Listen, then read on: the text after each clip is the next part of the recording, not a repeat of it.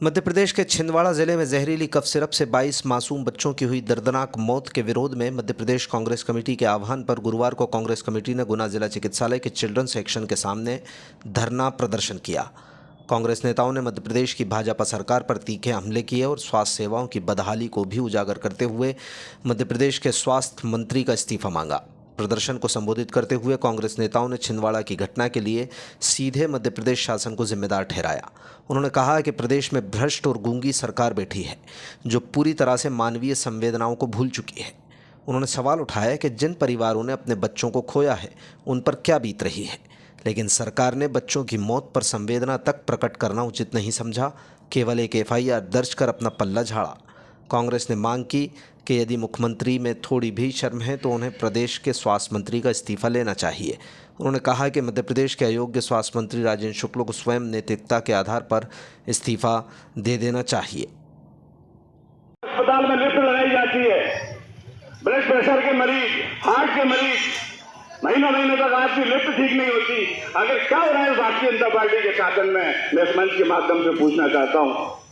हमारे क्षेत्र के माननीय विधायक जी, हम उनका अति सम्मान करते हैं, इस तौर पर भी हम उनसे ताल्लुक रखते हैं, लेकिन आपके ऊर्जामयी भाषण निश्चित तौर पर तालियां बजवाते होंगे।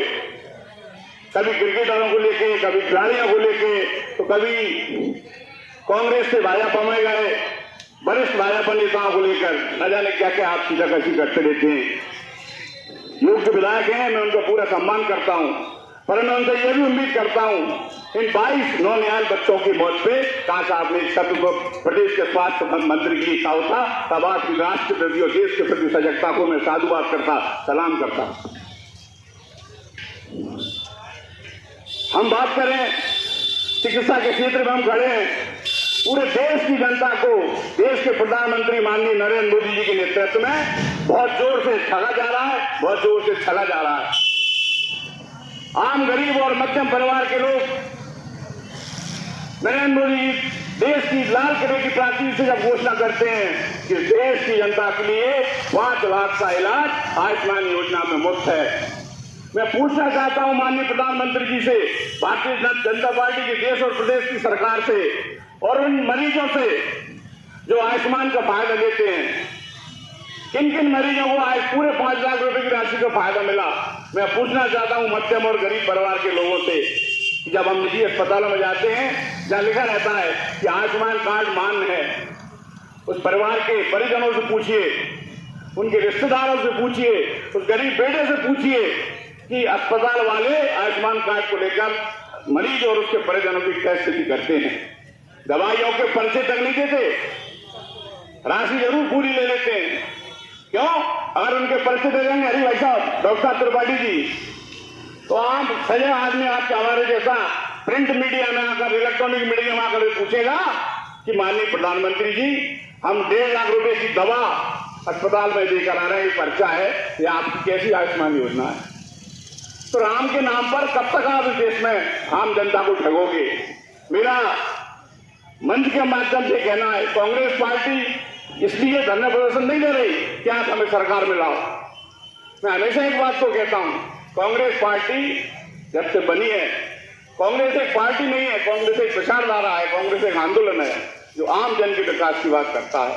देश की आजादी से लेकर आज तक कांग्रेस ने देश को खड़ा किया, उसमें किनका योगदान है ये मीडिया भी जानती है, पूरा देश भी जानता है।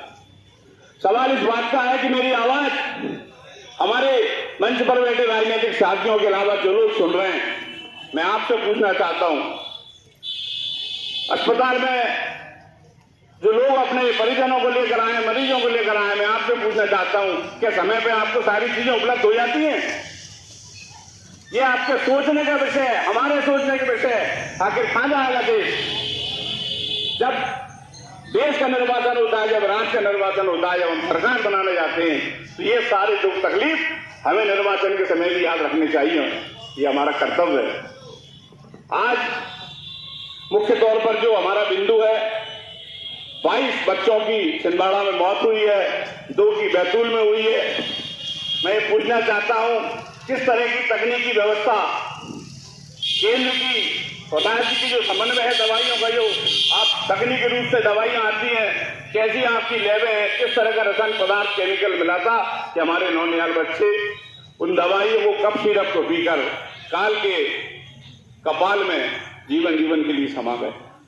उनसे पूछिए जिन्होंने उन बच्चों को खोया है, उनसे पूछिए जिनकी कोख उछड़ गई, उनसे पूछिए उन बच्चों के भविष्य को लेकर उन्होंने क्या सपने संजो रखे थे। आप केवल एक FIR दर्ज करके अपना पल्ला झाड़ना चाहते हो। मैं प्रदेश के माननीय मुख्यमंत्री जी से कहना चाहता हूं कि अगर थोड़ी बहुत शर्म अगर बची है तो आप सबसे पहले इस्तीफा लीजिए चिकित्सा मंत्री से, सबसे पहले इस्तीफा लीजिए आप प्रदेश के उप मुख्यमंत्री से और इसकी पूरी जांच कराइए। हम राजनीति करने की बात नहीं कर रहे, हम न्याय की बात कर रहे हैं। वे नौनिहाल बच्चे जो पढ़ने लिखने का टकेरा सीखते, स्कूल शिक्षा जाते, खेलने कूदने में अपना नाम करते, आज वे इस दुनिया से ही चले गए। किस वजह से? केवल भारतीय जनता पार्टी की सरकार की घोर लापरवाही की वजह से। बहुत ज्यादा बोलने का वक्त नहीं है, बातें तो बहुत सारी हैं। मैं इस मंच के माध्यम से समूची कांग्रेस परिवार की ओर से उन बच्चों के प्रति एक बार पुनः शोक संवेदना व्यक्त करता हूं और ईश्वर से प्रार्थना करता हूं कि उनको जो असहज दुख, उनको जो इतनी वेदना, इतनी पीड़ा इस भारतीय जनता पार्टी की सरकार की कारगुजारी और लापरवाही से मिली है, ईश्वर उन परिवारों को शक्ति और संबल प्रदान करे।